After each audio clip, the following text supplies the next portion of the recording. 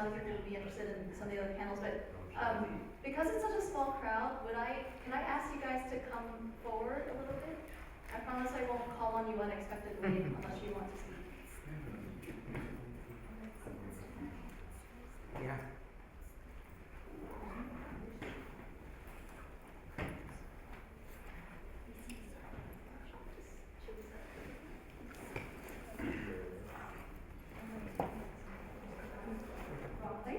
If I haven't met you yet, my name is Cynthia Wong. I'm the Internet Researcher at Human Rights Watch, and we have a really great panel that I'll introduce in a moment.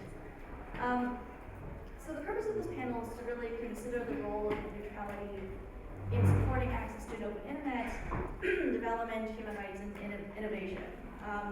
Right now, there's only a few countries that actually have mandatory net neutrality rules in place. I think they're the Netherlands, Slovenia, and Chile, actually, are the only countries. I could be missing one, but I think that's it. The US has a set of net neutrality rules that are currently being challenged, and so we don't know what the future of those rules will be. And the EU has just recently launched a debate over whether they should also adopt net neutrality rules. And so I think this is a very, very timely topic. What I'm hoping to do here is to get an understanding through discussion with the panel and with you guys of the relationship between net neutrality and these really important goals of development and accessing human rights, as well as identifying very concrete steps for the governments and the coalition to take forward, and for other actors like civil society, industry, etc., to also take forward as well. So with that, let me just quickly introduce the other people up here with me. Immediately to my right is Matthew Shears. He is the director of the global project on, Global Internet Policy and Human Rights. Different name now. The project on global internet policy and human rights. He was also the former director of public policy at ISOC, the Internet Society. To his right is Ronaldo Nunes, who is the founder of the Center for Technology and Society at FGV School of Law in Rio, and also the project lead for Creative Commons in Brazil. And then finally, to his right is Ashraf Abdulwahab, who is currently the corporate affairs manager for Egypt and North Africa for Microsoft. But in his previous lives, he was also a communications engineer and the acting minister for administrative development in Egypt. So, I'm hoping to make this as interactive as possible, so I would encourage you guys to interrupt, raise your hand, feel free to ask questions. Just for the non-introduced, it would be helpful to summarize in 2 or 3 sentences. I'm trying to translate here. The concept of net neutrality. That's a really good question. Actually, my first question to the crowd up here is to how do we define net neutrality, right? So with that, I looked up Wikipedia, and so I'm going to paraphrase the definition from Wikipedia. Wikipedia says, net neutrality is the principle that internet service providers should treat all data on the internet equally and not discriminate or charge differentially, not discriminate against internet traffic based on the user, the content, the application, or the type of device or equipment the user is trying to use. So that's the paraphrase of the definition of Wikipedia. That leaves a few questions unanswered for me, but I first wanted to get a quick reaction from the 3 of you guys as to whether that's your definition of net neutrality. Well, so just to start, just to keep it like very simple, not too technically, but net neutrality is something that is not new. It started like with the telegraph, when people, for instance, realized that you could not give priority to one specific message because it was important. Because if that had happened, the telegraph system would be completely destroyed. So basically, if you bring your message and say, no, this is really important, it has to go first on top of the other messages. And if you have like a sort of hierarchy of what you have to send, you would have destroyed the entire system. So now it's a little bit the same discussion regarding net neutrality. Like certain types of content should have priority over the others, and more important than that, should companies be allowed to buy priority from the telco providers. So if that happens, the concern is that can disaggregate the internet. So rather than having the famous hourglass structure for the internet, in which on the top you have basically all sorts of protocol and content, and in the bottom you have like all sorts of devices that are capable of receiving the information, you would lose this flexibility in order and give like a lot of power over the telco companies that would be able to, for instance, charge for different services. So one thing that we discuss a lot in Brazil, because I'm pretty much involved in this discussion from that perspective, is that the internet would become something like a cable provider. You would call your assistant and say, so what kind of services do you want? I want email and social networks. Oh great, this is the basic package. So you pay just like $30 for that. And say, oh no, but I want also like to be able to watch videos online. Okay, this is the premium package. Now you have to pay $45.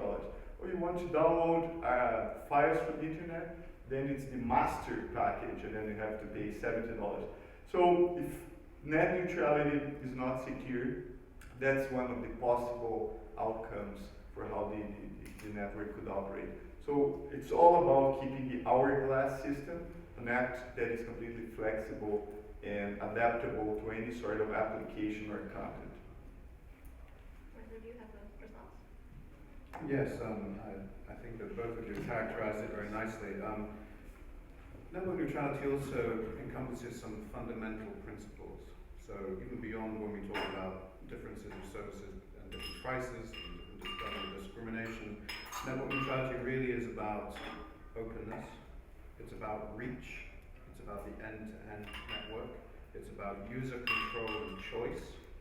It's about the ability to create, coming back to the point that Ronaldo made about the cable system versus something else.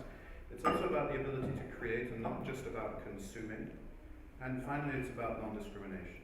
And I think at the end of the day, those kind of 5 key issues underpin this discussion, and they really form and are consistent with some of the founding principles that the internet was built upon, and that's what really underpins network neutrality. So thank you, Ronaldo, Matthew, and you said it all. Maybe I didn't small bit about how to keep it, how to keep the network.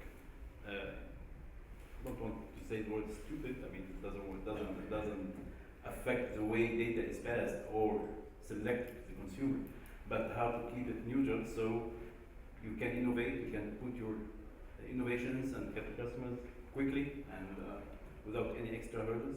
How to enlarge the internet to reach the 5 billion people are not on the internet right now, and to use maybe better models for broadband implementation for the broadband for the internet companies, the service providers, the telcos. So it's about choice, it's about freedom, it's about how to innovate, development, access, free expression, and no control over what you see and what you put on the internet. So Ronaldo, let me actually go back to you. Could you talk a little bit more about how the debate over net neutrality in Brazil came about? Like, what were the main concerns and where are things now? Okay, so Brazil is considering adopting a law about net neutrality, and this all started around 2006, 2007, as part of a resistance to a very bad legislation that had been proposed. It was a cybercrime legislation. It was a sort of a Brazilian version for SOPA and PIPA. So people got really upset with that, and there was like an online petition with like more than 200,000 people signing it, saying we should stop this law because we are going to put people in jail for unlocking their phones, for instance. Would be crazy. And it succeeded. It not only stopped the law, but it also created a positive agenda in terms of like getting a civil rights legislation in place. So this civil rights legislation that has been called Marco Civil in Brazil, it's a sort of an internet bill of rights law. It's a very comprehensive law. It deals not only with net neutrality, but it deals with privacy, it deals with open government, it deals with safeguards and safe harbors for internet intermediaries. So it's a very comprehensive piece of law. And one of the pillars is net neutrality. So I was involved in this law from the beginning, both as a partner of the Minister of Justice in the drafting of the law, And the law is currently in Congress, so if everything goes well, we expect it to be approved still this year. And if it is approved, it's a strong net neutrality provision. So basically it says that the network in Brazil should be completely neutral, and discrimination of data should be done only by very narrow purposes, for instance, the technical management of the network, and that's it. Great, and then Ashraf, I actually wanted to ask you, because you've worked as part of the government in Egypt, has net neutrality been part of the debate in Egypt or in the broader region, since you now cover the region? In fact, the issue of net neutrality was not really any debate in Egypt, although we suffered from some sort of discrimination in the region. And if, for example, in Egypt and some other parts of the region, voice over IP, for example, is starting to be banned. I mean, in Egypt, at least I know it's banned on mobiles, so smartphones cannot use Skype, voice over IP tool, and other tools on Skype as well. And in the process, other countries are doing that to stop and ban this service. The issue is, of course, they have different arguments about it, whether it's security, the number one, and revenue, number two.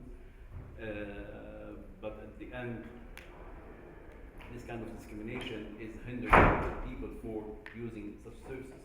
And one basic issue that many telcos, I don't know, they didn't get it yet, but voice is not the service.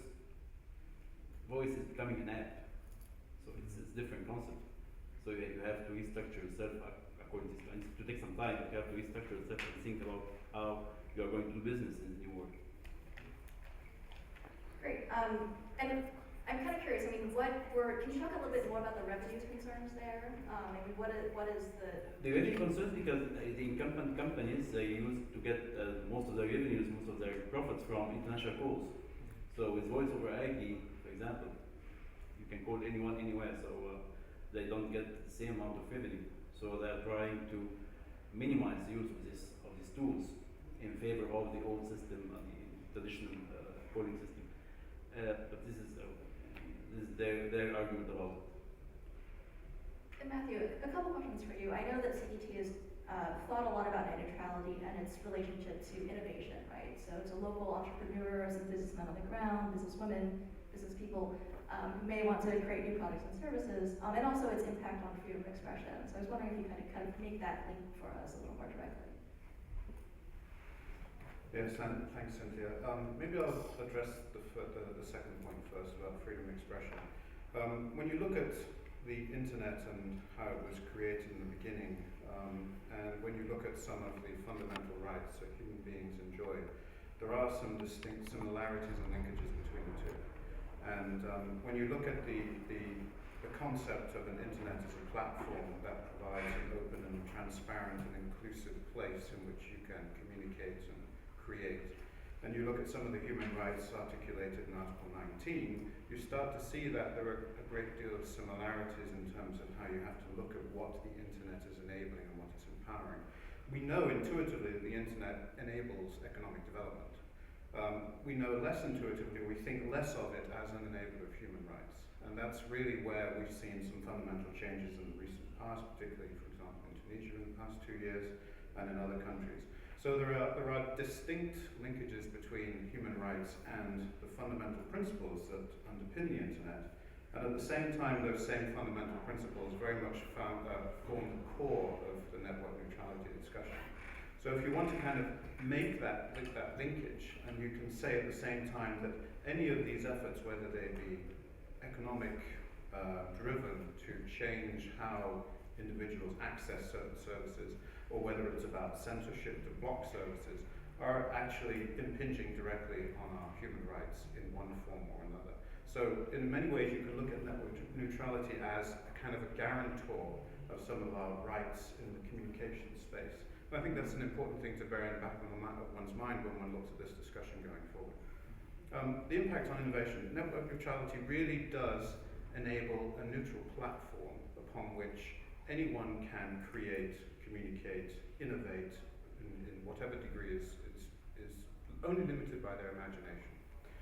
Once you start to shape change the nature of that network, of that platform, and you start to change the way people access those networks, you start to necessarily change the ability or the framing of that innovation.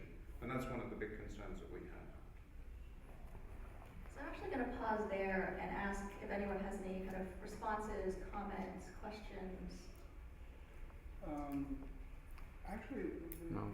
it's a little bit of an observation and a question. It seems that the issue of sovereignty, like for example, let's say it happened recently, Saudi Arabia decides to ban Viber. The argument that I would make as a human rights activist and cyber activist is that's an infringement on my freedoms, basic freedoms to communicate and to access whatever data I want. And and that's what we would like go to human rights organizations, Human Rights Watch, et cetera, and we make that argument. The problem that I'm like sort of dealing with is that that is fine and dandy, because that's very much I will be like in an echo chamber talking to my like-minded people. How do I emphasize these principles and think in terms that I wouldn't even worry about governments, I would say corporations. How do I translate this into something that they, as a corporation, culturally understand and relate to? That's been one of the big disconnects that I've seen in advocacy work. Okay, so one of the reasons for the success of net neutrality in Brazil is precisely to bring this debate for other constituencies and other groups. If we had been in circles talking to the same people, this net neutrality law in Brazil would never have happened. And actually, talking with the private sector and talking with the companies has become a very important element of these discussions. So basically, most of our work in Brazil was actually to discuss with different constituencies. So for instance, the broadcasters, which are the owners of TV networks, radios, and so on. And they become like an interesting and surprising ally for these discussions in Brazil.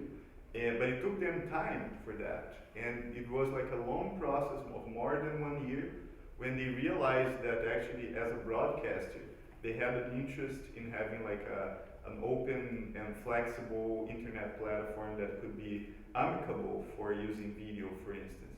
So once they got on board, the political situation actually tilted in favor of net neutrality. So basically, all the economic sectors in Brazil now are aligned in support of this particular provision, with the exception of the telcos. So the telcos, they don't like net neutrality, and we don't expect that they will change their view about that. But I think your point is precise, and like talking with people beyond the filter bubble and the circle is very important. I'm wondering if the company on the panel has a response. Yeah. Yeah, this is very important, but as you can see, that Microsoft is one of the companies that are pro net neutrality. So talking to Microsoft will not add much value to debate with the government. But you have to go to the government and to define your influential map. Who are the stakeholders that you can change their opinion or bring them with you on net neutrality to address the government and change the regulations. And also you have to start in kind of a discussion with regulators. We did that in a number of countries, and different countries may have different problems. Like for example, in Egypt, the problem mainly is security. It's the revenue comes number 2, or maybe is not really the issue. The issue is security in certain areas, and not even anywhere. So this is how. But you have to understand how to solve this problem with the regulator, make it doable without sacrificing the neutrality of the internet. Did that answer your question? Yeah. Yeah. Yeah, perhaps a comment on the telcos. In my and the question, in my view, they, in a sense, shooting themselves in the foot. For a long time, the telcos have always or not realized that the business model is changing and we're moving to a new type of network. For a long time, they have been charging SMS, right? And SMSs have been charged quite highly. Yet users have moved into other platforms they're not paying SMS. That's why, for example, in the South African context, everybody has a BlackBerry. They use it for the system, right? That allows them to send SMSs for free and communicate for free. People are using Facebook Zeros, other platforms that allow to communicate for free, and the non-realization that we're moving into new system and keeping ourselves in the old system is really counterproductive. And in my view, they should come to the table and start debating these new business models that perhaps should enable them to bring more revenues in a certain sense. And perhaps that type of discussion with them and how they can imagine that this new model or this new world they're going to be heading to, based on the IP basically packet, how they can make money out of that. Perhaps that would be one of the discourse that we would be engaging with. The second comment is I haven't seen, or question, is that I haven't seen this issue of net neutrality coming to the fore in the region so strongly as in other regions, in Latin America, Europe, the US, and so forth. So in your view, why is this the case? How one can mobilize civil society organization in particular so they realize the importance of these issues? What are the sort of the trigger points, and how can we engage in debate with them, in multi-stakeholder debate? What in your view are the main elements that one could talk and discuss?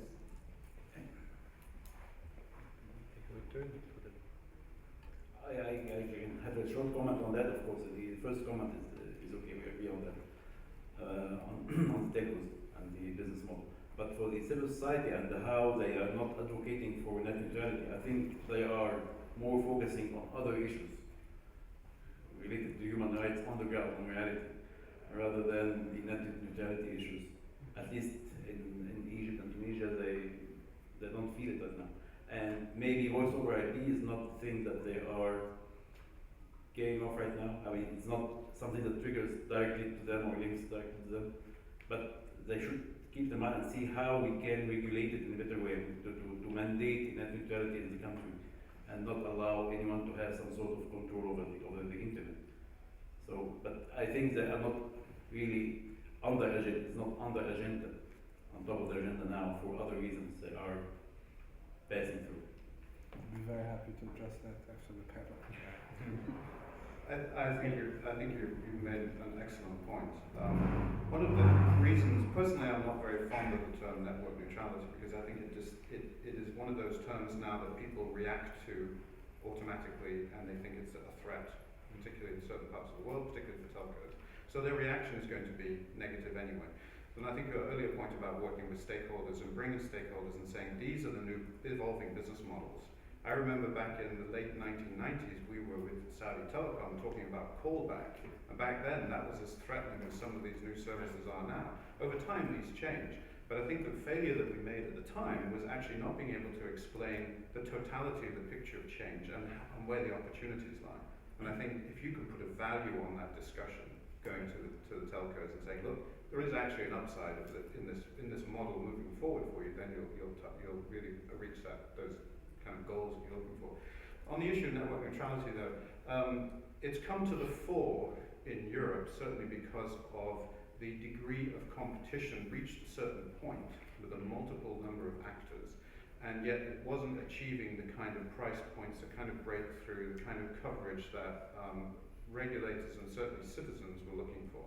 So there was an element of kind of frustration at how the European market was evolving, and that really then made people start to look at what were the costs of connecting with the incumbents, what kind of discriminatory problems were they facing when connected with the incumbents, how long did it take for them to connect with the incumbents and to get local with unbundling and things like that. So there was a whole set of kind of pressure points that came to a fore, and that really forced the regulators, and particularly the European Commission, to look at that. And I'm not sure where that pressure point will be in certain countries of this region. Maybe it takes more competition or more stakeholder pressure or pressure from business. If business can really be engaged and put a value on what they're losing, what it's costing them, then that works very well. And did you have a response? Yes, the response is, the Arab world, without waxing lyrically on the obvious, the revolutions, the uprisings that happened, the people deal with the problems, and this includes advocates, in a very, I would say, tactical and oftentimes reflexive hierarchy of grievances. So when you have governments that would, for example, that happened recently in Kuwait, that would send a Twitter user to sentence them to jail for tweeting something they don't like, as happened in Kuwait, Saudi Arabia, and other countries, when you have ongoing trials of activists, like in Egypt, who have entire charges trumpeted against them, when you have a raging war in a place like Syria, the concept of net neutrality and the concern about the behavior of both governments and telecoms over specifics takes a second stage. The argument, personally, the argument that I make personally, that's why I'm sitting in this room, is that liberty as a concept is indivisible, and net neutrality is just an aspect of that assault on liberty that is, at least in our region of the world, is a staple of our life. So yes, but to be fair also, one has to point out that there are a lot of young activists and young initiatives and new initiatives that are bubbling under the surface that are not necessarily getting a lot of media attention, that are looking at these problems. But to sum it up, this is me taking the blame in the name of the activist class, even though that I speak only for myself.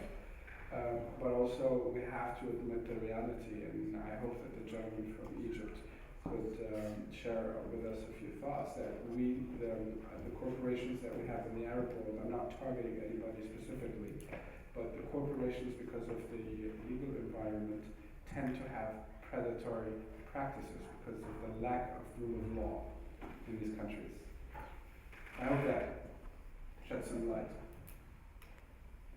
I don't know. I have a different point. Did you have a response to that? Okay, let me tell you this. This is a very, very interesting point. That the rules that are governing us on the ground, in reality, are automatically transferred to the hyperspace.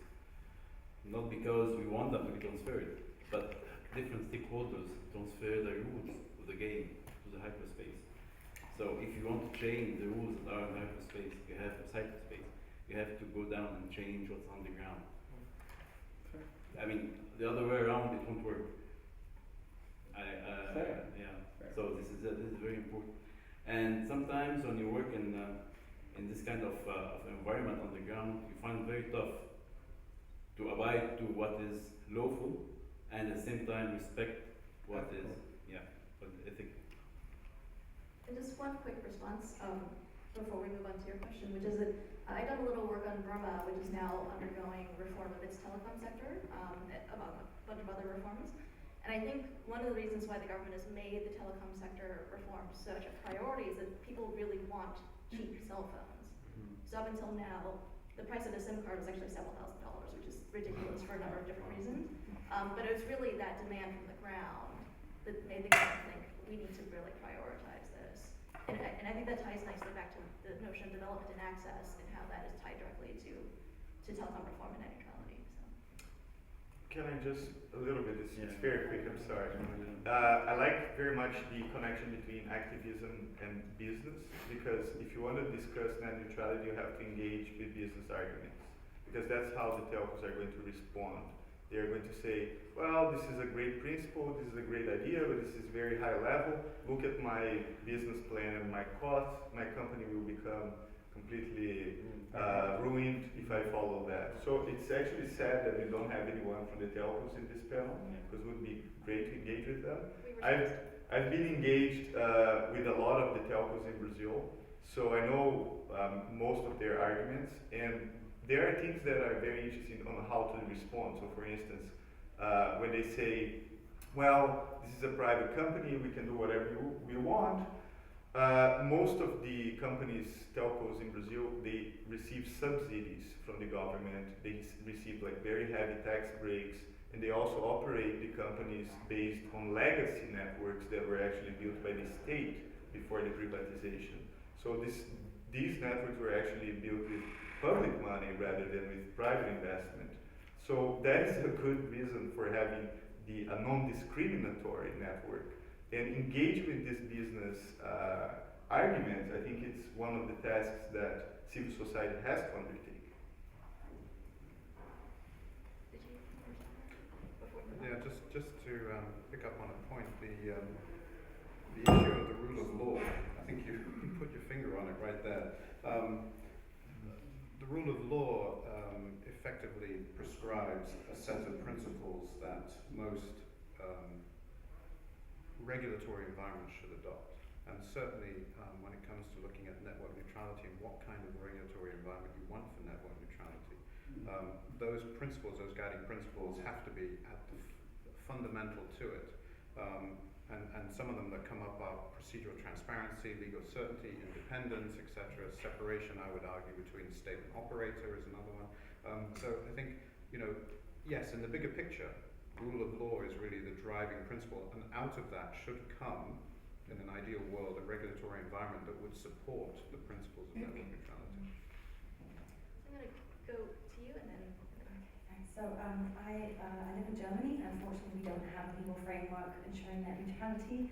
On the contrary, the German telecom is just on the way to dismantle net neutrality. They're going to put a cap on everybody's connection, exempting the services of operators or service providers that have made special deals with the telecom, paying them extra money, so allowing those services to be used whilst others won't be, which of course is a very dramatic and terrible situation. And I wanted to share this, but I'm thinking about how to make this a question. So Germany has just joined this partnership very recently, and how do you see any chance to exercise some peer pressure, so to speak, on the German government representatives to make them understand that giving net neutrality a legal framework in Germany is hugely important?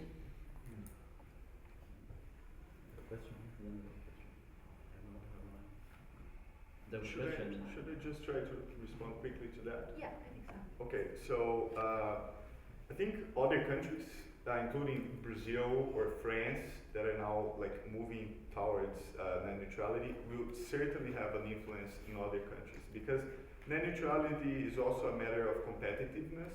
So, for instance, the government in Brazil is obsessed about attracting data centers to Brazil, because that has also an impact over the overall internet access costs.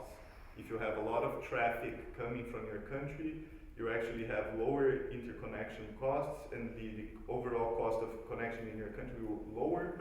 So that's an important part of making the country competitive. That can be a persuasive argument for Germany, because if they lose net neutrality, I'm pretty sure some companies would prefer to have their data centers basically installed in France, or maybe Chile, or in the Netherlands, because that's where they will find a better legal framework that is protected to neutrality and to competitiveness. So basically translate it into a business argument. No, I know That's absolutely right. Because the principles we all know, so Yes. it's important to go beyond that. I think the other question is, to what degree do these new rules actually put in place impediments to new entrants? And is by breaking down some of these fundamental principles that underpin the system that has existed so far in Germany, are you actually impeding new entrants and raising barriers to new entrants, and then you're actually starting to impede innovation? And that can have significant short-term, medium-term, and long-term Yes. consequences. Is there any kind of internet startup community in Germany There definitely is, and it's like, I live in Berlin. Berlin doesn't have industry. It has really high unemployment rates for a capital city, and the only thing that's driving the economy in Berlin really is the tech startup scene. And of course, getting those more economic and not just like us civil society people involved in lobbying for this. There is a big campaign at the moment for it, but it seems that the government hasn't caught on that they have anything to do with this. Yeah. I mean, I will say that on the human rights side, I think the arguments are not as developed as they should be, I think, from our community. I think it's actually easier in Latin America because of the convention. It actually has provision around not state actors. Yeah. But I think that question is a little more difficult to answer right now under the international framework. Roberto, actually, this woman in the back had a. My comment is a bit late because I'm going to comment on the business model. So I think the biggest problem, because I have a business for employment and skills, so we engage a lot with telecoms, and I think the biggest problem they have is that they are so big. It's like a huge big elephant that is impossible to move. So working with them is not really, they are good people. They are, they're just normal people. You can talk to them and convince them about nice stuff, and they'll chill for you and say, wow, that's so cool, but they can't really do anything because they have 12,000 employees. And in most cases, and I think in the Arab world, it's more than other places in the world, they can't really, management is a chaos in our region. So,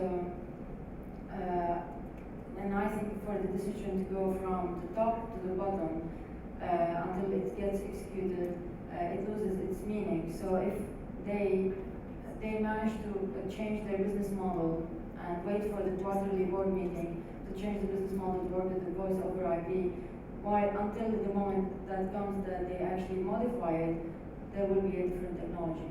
So I think that a company in England called GiftGov, they manage that very well. They have 50 million users and only 25 employees because they get their community to manage their operations. So I think our biggest problem here is if we can build awareness with those telecoms to deal with, and there are many international organizations that will offer them support on how to engage their community, managing their company to become more flexible and elastic and be able to interact with the changes in the technology world. I think that would be a huge change for us. I think it's better for us to spend our time to get them to use that model, use the community instead of hiring 12,000 people and put them in a can. I think that's much more important than trying to get them to change laws on free text messaging or whatever that is, because this is an investment for the longer term.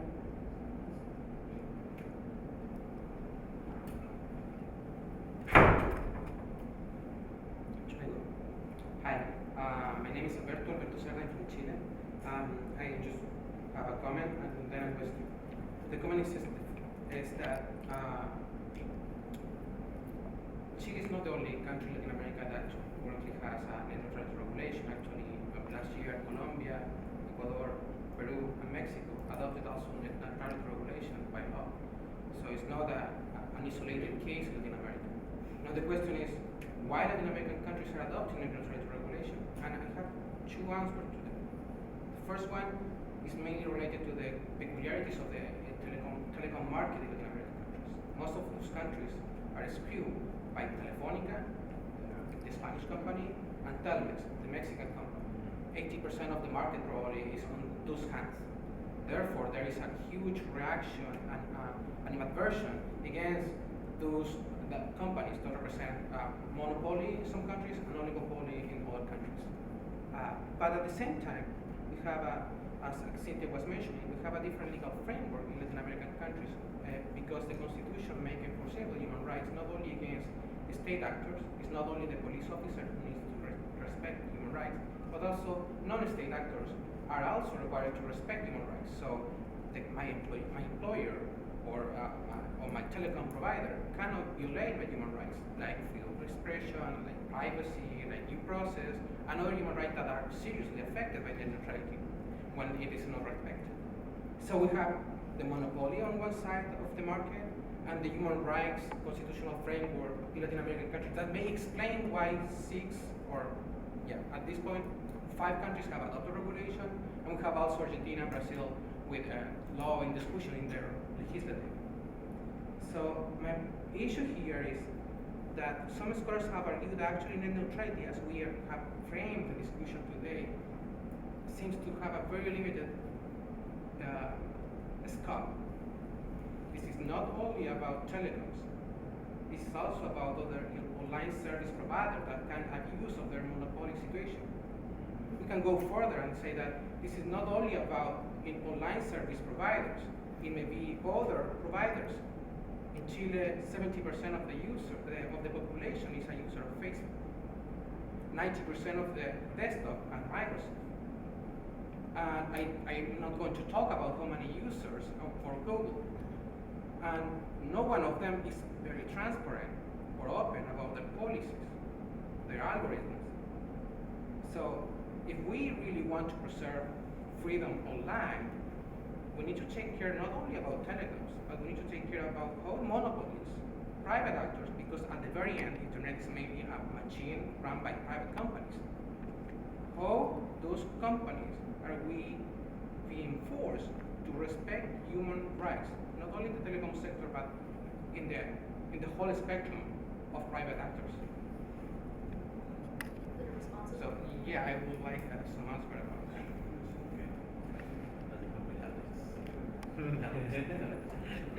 Yeah, of course you're right about the level of monopoly or the level of human rights and freedom and net neutrality you have. It's not only about the telcos, about all the players in the cyberspace.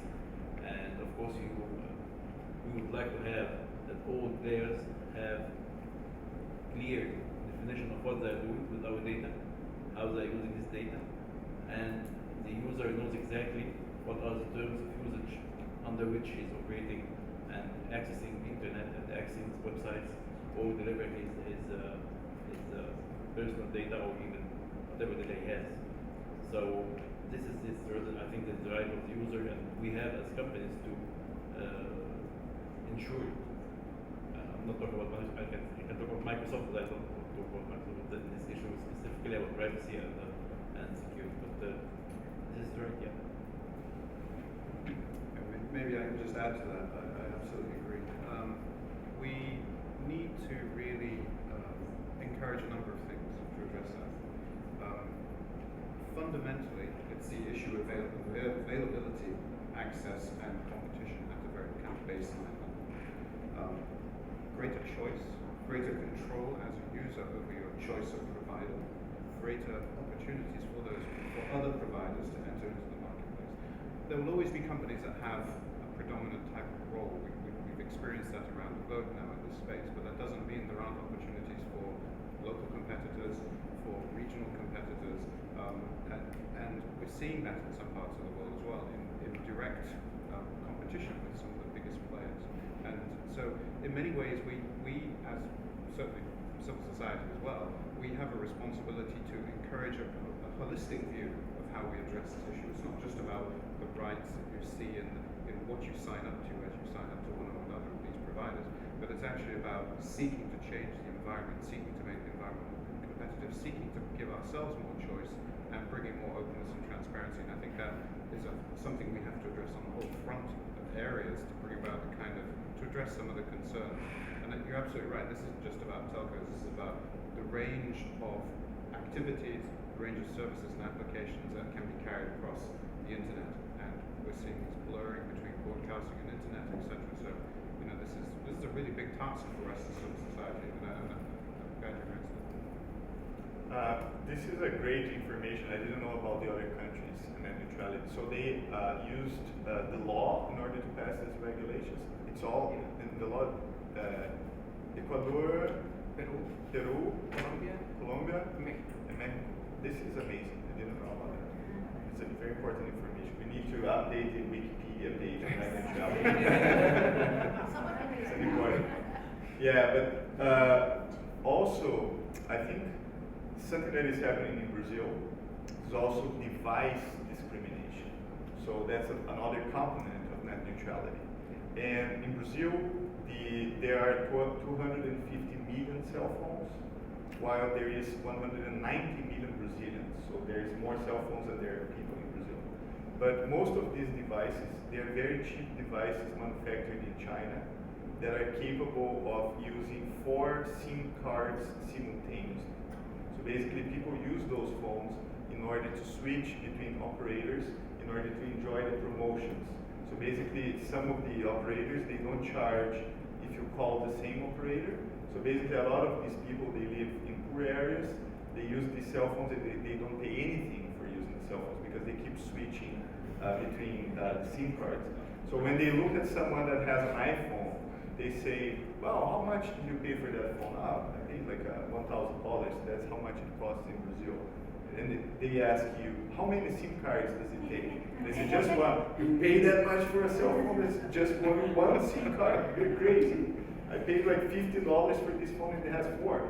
So now what the agency is doing throughout the pressure of the telcos is that they're going to disconnect all the Chinese cell phones starting January 14th next year. So they're actually creating an infrastructure that will read the so-called IMEI number of each cell phone, and if that cell phone does not match public record that is going to be kept by the agency and the telcos, your cell phone is going to be disconnected. That's So, like so from one day to the other, more than 40 million people will lose their cell phones.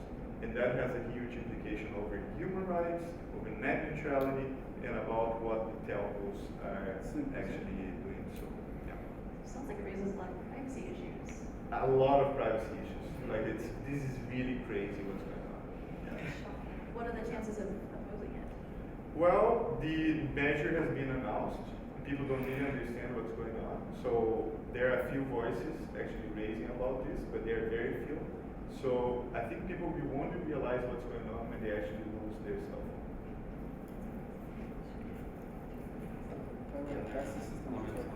That happened in I was Turkey. going to say on the topic, but I hope it's not too off topic. I was just because you touched on the point of broadcasting, and you touched on that point.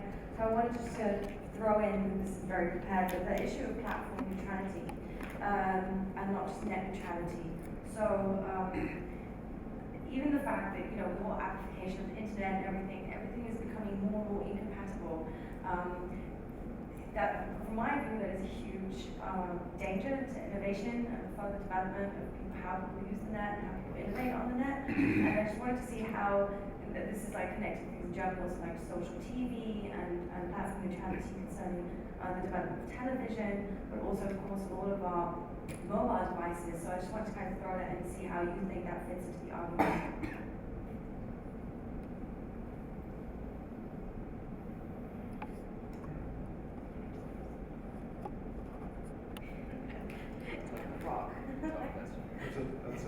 That's a tricky one. I think when you have a situation where you have well-known and established competitors and competing systems, that's what you're referring to, for so long as there is a genuine competition and genuine ability as users to create apps, to participate in that opportunity to be innovative, then it's going to be difficult to address that issue. So I mean, this is the first time I'm kind of looking at it, and I appreciate you raising it, and I'm not sure how I would respond, but certainly I can see the argument from two sides. There's a competitive environment, and there are players who are at the forefront and have a lot on these kind of app situations. But at the same time, you want to ensure there's a diversity of innovation, diversity of players, and things like that. So it's an awkward situation. I think as long as you're not locked in, like you have the choice to have. Yeah, but you're kind of locked in between two cities, like, you're locked in there, you're locked in here. Is that really the path we want to go down? How much choice is there within it? Yeah, that is the issue that why, if you see the problem of net neutrality or platform neutrality as a mere competitive issue or a consumer protection issue, you see it as with information, and there is already competition in place. And that's not true. There is no competition in place. The information is very asymmetrical. Consumers and the average consumer do not have any idea about what is contracting. So you need regulation beyond forcing providers to provide information by forcing them to restrain for intercepting communications in practice. Alberto, are you speaking about kind of online service providers, or can you talk about Thanks. I have two fairly different topics. By the way, the whole IMEI disconnecting thing, they decided to do that in Egypt a couple of years ago and never implemented it. Oh, really? Simply because there are too many consumers that will be really, really pissed off. Yeah, that's going to happen. The law of number is sort of bigger than regulation like that, especially when it's. Yeah, but It's hard to justify. the problem is they're putting the system together already. So they're building this massive database of cell phones, which is also a privacy issue. And if nothing changes, they're going to do that starting next year. Yeah, but if it's 40 million consumers and each have 4 SIM cards and they do 3 of them, So that's 40 million angry consumers and 120 million contract holders. It's true. But for the telcos, these are the people that use their networks, but they don't pay much, or they don't pay anything. So for them, it's like it's a huge way of managing the network at a cost of taking the cell phones away from the people that need it the most. So It's fabulous. it's crazy. I If know. you could share something or information about that, I agree. Sure, I'd love to, because we need to raise attention on that. Yeah. No one is talking about this. Sorry, I don't want to go through, but I think we should raise some African solidarity. Specific to this situation, there's many countries that I work in Africa and people would be outraged on the streets, so Oh, let's yeah. make that happen. And the Egyptian precedent is actually very important for Brazil, because they threatened to do that, but if I understand it correctly, they You didn't. can link to the regulator. I mean, they started to do that, and they announced a couple of times, but never implemented. Interesting. And that goes back to the argument that the issue of net neutrality and freedom, it's one integral thing, it's a whole thing. So this is device neutrality. You're basically getting your network to discriminate over specific devices that you single out. And this is an important component of net neutrality. And of course, it mounts back to the idea of freedom of expression and human rights. So it's part of one single thing. Yeah. Okay. Well, alright, well, actually, I have 2 points that need flipped in because one is related to this a little bit. It's not outside of the technical aspect of net neutrality, but very much in the spirit of it, is how you talk about what users know and what they don't, and how people are actually sort of seeing the internet from a very, very small window. And that, when Facebook announced they're going to have Facebook launch, a Facebook home thing, that was frightening to me, because that means that an increasing number of people will view the internet through the lens that Facebook determines for them. True, they can access other things, but that's a little like every time you turn on your television, it defaults back to the soap opera channel. Like every time you turn on the television, it goes back to this default. And this sort of alters the way people are using the internet. So this is something that needs to be back. Also, I mean, content neutrality in a way, or equity of access to all content in terms of choice and defaults, and not just from the technical aspect. So that's one point. The other point is, I'm trying to relate a lot of that debate to the Middle East. And it's very interesting. It's actually great to see that developing countries and emerging nations are working hard on net neutrality. But especially when we were talking about making the business case for it, I wonder if that wouldn't backfire. Because I'm looking at what many Arab capitals are trying to do in terms of attracting certain kinds of technology investment. And I'm involved in the tech entrepreneurship scene in Egypt and in Beirut a little bit and so on. And I mean, there's a really, really fantastic community, but it's definitely not on the government's priority. Their priority is attracting Oracle, Google, and so on. And I wonder that the business case then wouldn't be against the essence of net neutrality, just to go against what we're trying to do. It's not brilliant. That's a very good question. The destination of the business arguments is actually the government, because the governments, they're very sensitive to business arguments on the part of the telcos, and especially Congress, when they're discussing the law. Congress is like very sensitive. Oh, if I pass this law, I'm going to lose X amount of jobs and so on. So that's why I believe the business component in the argument on the part of the civil society is also important. It's like neglecting it is actually losing ground in the discussion. But it's definitely not the central argument. The central argument is the principles argument, which I believe like most of the people here are actually familiar with.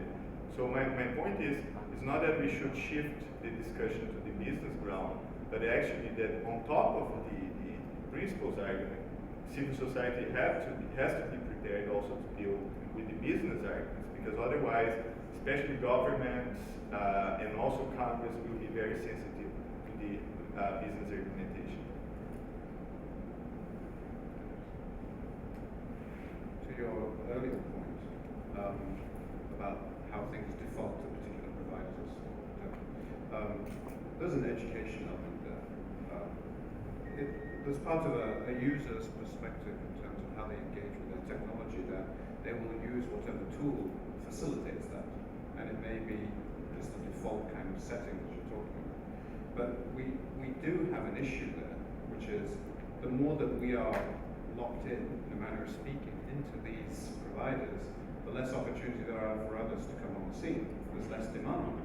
So it's important for us to continue to educate or remind people that the internet is an incredibly vast environment and there are a significant range of other providers. And sometimes these providers may fail in some respect or another, or they may disappoint their users, and then people will change, or the price is too high, or whatever it may be. But I think it's incumbent upon civil society to remind people that the internet is this open and incredibly vibrant space where there are other options if you wish to make those choices. I want to just ask a point of clarification on what's happening in Brazil. Is it part of the process of better management of spectrum vis-a-vis open spectrum models, where, I mean, specifically in the UK and the US, there are tentative or experiments to build these databases to allow a cell phone to tap into different channels as unit one, and that's an opportunity to better management of spectrum. Is that part of that idea in the Brazil? Is not necessarily the case. It's basically to not in spectrum management and reallocation of spectrum and all that debate actually. Unfortunately, it has nothing to do with that. It's like this would be great, but the discussion is very far from that. So it is in fact a way of managing the spectrum in which you're going to turn off 40 million cell phones, but it's a very blunt way of managing the spectrum. You could have much smarter alternatives like investing in like a spread spectrum and other technologies that actually does not occupy a specific band, but that's far from happening in Brazil. And actually, this also raises an important point, which is the merger between telecommunications regulation and the internet regulation, which is something that I'm very worried recently, because in Brazil, the agency is itself passing regulations that have to do with privacy. So for instance, it just created a sort of a license for internet service providers, which is, in my view, completely wrong. And not only that, it also mandates the licensees to collect the connection logs on the part of the users for a minimum of 1 year. So this is like the type of policy that should have been decided by Congress, and actually is being decided by one executive agency without any public scrutiny. So this is something that is happening in Brazil, but it's also happening at the international level, at the ITU, in which telecommunications and the internet are merging progressively. And this is a problem. This is a problem for neutrality, it's a problem for freedom, it's a problem for human rights. So this is something that we should be paying attention to.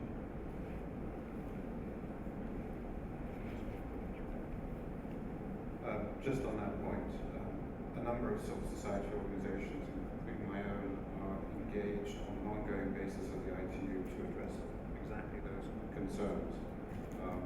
And we've seen those concerns come up in Dubai at the World Wicked. And they don't go away. They'll keep coming back through to Planet Pot in 2014. So it's a very important issue for civil society to focus on, global civil society.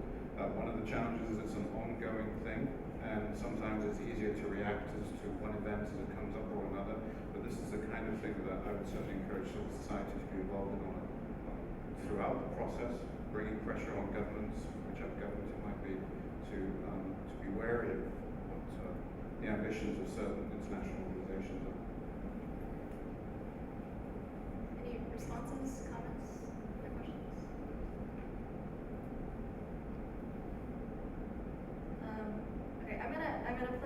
advocate and ask one question, and then I'm going to move to concrete steps forward. So keep that in mind and start thinking about what steps we can take forward. I have a few listed already. I'm going to go back a little bit in our conversation. We were supposed to actually have a representative from the telcos on the panel, so I will take that place and be devil's advocate here. Okay. So all the internet services and applications we use, they still run on the infrastructure, right? And that infrastructure requires a lot of investment and money to maintain and to build and to anticipate new kinds of services, especially high bandwidth applications like voice and video, right? And so what the operators would argue is that unless we are able to kind of experiment with business models, develop particular deals and that kind of thing, we're not going to have the money to invest in this. Or it will actually lead to increased costs of access because we'll have to pass on those increased costs to the users. So I think that's one of the big arguments that I'm sure all of you have heard before, and I'm kind of curious, how do you respond to them? I think this was the argument 10 years ago when you talked about fusion. But it's still being made, right? I have it. We have an experience now. And at the same time, if you make the cake bigger, you get a bigger part of it, rather than start to get most of the cake that's existing right now. So I mean, if we are allowing more innovation and more people accessing internet and reaching for people and don't put hurdles for startups to put their content or services or application on the internet, then we get much more traffic and the cost will not be that much. In a nutshell. I mean, just to push back on that though, where does that money flow though? Right? Does it flow to the over-the-top providers? Does it flow to the telecom providers? Where does the money go? I mean, if you have if you reach for more people, then you get more contracts for getting good internet connectivity. Okay, and get more access to the internet, so we can have better packages for more bandwidth, and you get more money for that. Regardless of over the top, I mean, forget about over the top right now. Think about the operating system. Okay, so this is the basics. If I may interject quickly, it's just like for the telecoms, I've heard that argument before at a past conference, and my response was very simple and somewhat blunt. It was, great, show me the bills, prove it. Prove to me that this is costing you so much, and that this is not about merely about your profit and its distribution. And I think the argument is best made by adding to that, show me the bills, show me your tax forms. Right? Since we have adopted the internet regulation, the internet regulation in 2010, we have 3 years of experience in the Chilean market. What happened? In 2010, not only we adopted the neutrality regulation, but also portability of the number, so you can change your phone and preserving your number, which the two measures were complained by companies that they will damage the competition in the market. What happened for real is that in the last 2 years, the increase the participation of the telecommunications sector in the GDP in Chile has been 5 to 6% higher than the average GDP. So there is actually more market for the telecom sector. What happened also is that some connections to internet in places where you can find more connectivity have decreased 50% for consumers. So you have people accessing to lower price and companies getting more money. How do you explain that? At the same time, we have that today, at the time the regulation was adopted in 2010, there were 3 main providers of mobile phone communications. Today we have 8 of them. So we have more competition, more gain for companies, and better prices for consumers. What is the problem? That's great. I would add, you should ask them, the argument would be, show me your tax regimes. Let's have that conversation. The breaks you get. Someone Anything putting to add? that? Yeah. So responding to the devil's advocate question.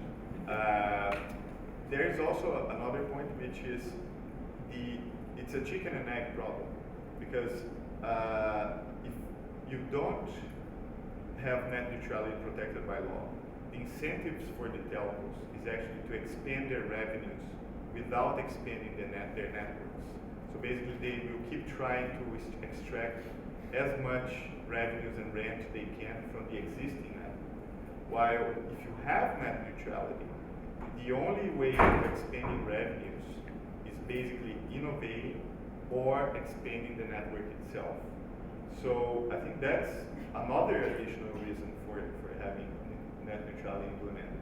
And as the Chilean case now demonstrates, when you expand the network, you generate more revenues than you would expect, because the value of the network expands the more you aggregate new presence points on the periphery of the network. So you can benefit from the network effect as well and collect more revenues on top of that. So I think that's a They're very focused on short-term revenues.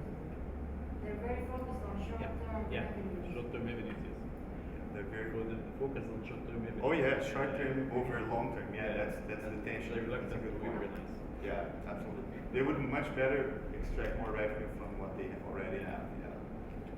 We have to be very careful in these situations because, as Joe mentioned about what's happening in Germany, this is all part of the same package of trying to break down the telecoms market so that it allows certain providers to actually leverage their hold on resources within that marketplace and to squeeze every last penny out of those resources and to not invest. So that is a real shame, because that's contrary to the way the internet has evolved, the availability of bandwidth. We have this explosion of bandwidth that demands the responsibility of providers to actually to build for that bandwidth, that demand. And that's what we're not seeing. And I think the numbers, as you said, numbers speak for themselves. If I may share with you concrete information, in my birth country, Mauritania, the internet services were excruciatingly slow. The Mauritanian internet services were extremely slow, even though that recently the country telecoms signed an agreement to get connected to the fiber optic cable that goes to Europe. And however, for at least two of the providers, the speed has not jumped yet. And I kind of dug into it and asked contacts I had in France. It turns out that these two companies are refusing to buy basically to renew their servers that could support that speed. But yet they're still charging the new fees and passing it on to users. Any final comments before we move to next steps?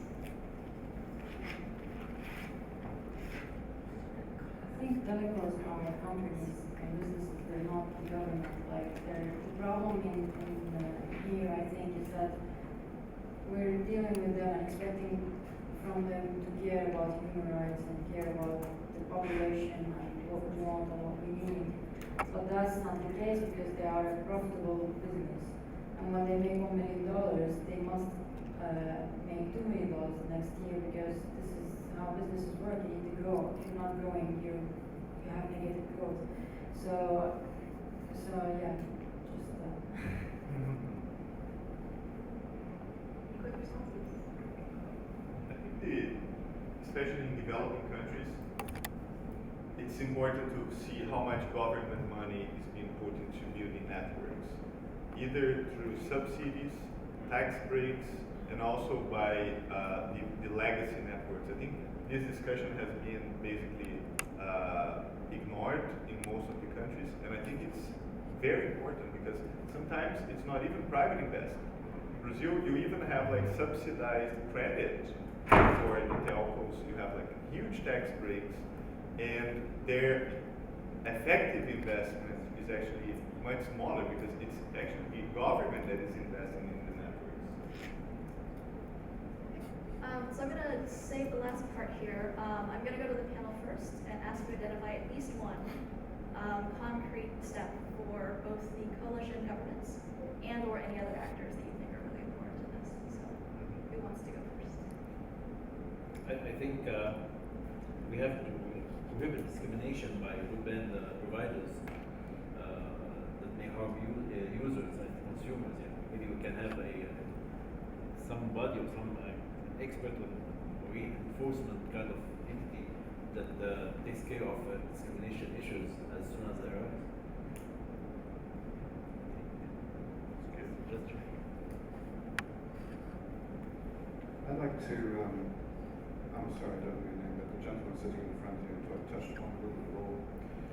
I think that the Freedom Online Coalition should be promoting regulatory environments that are consistent with the rule of law. Not only amongst themselves, but with other governments as well. That would be my recommendation. Yeah, I think one of the things that the coalition could do is, for instance, to compile the countries that are actually supported in net neutrality and give visibility and support to the countries that are actually discussing laws about this. So, for instance, supporting a law like the micro civil in Brazil, I think would be very helpful and very useful for the internal process and also to strengthening this discussion at the international level as well. Any recommendations for non-government actors as well? I have a few for our discussion. for non-government. Yeah, I mean, what can civil society do? What can industry do?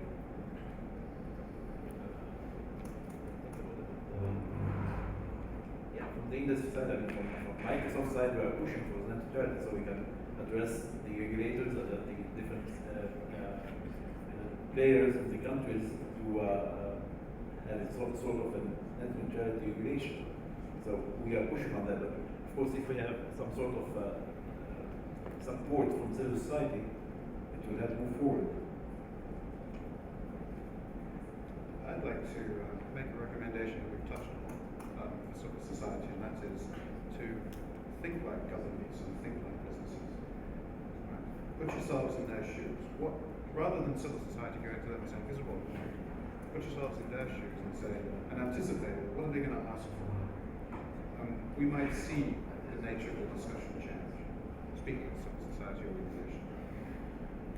I think the most important thing for civil society is to come up with a positive agenda, and not only a responsive agenda. I think the example of Brazil is very persuasive in that case, because the whole discussion started as a resistance against the cybercrime that was particularly bad, and then it turned into a proposition. Actually, it created its own agenda, and this agenda actually took off and became very important. So basically, I think one of the roles for civil society is not only to be responsive, but actually to be, to come up with proposals that can be implemented, and also providing guidances either for the government or the private sector in order to implement positive and specific suggestions. I think that's one of the things that we need to think about. If you permit me,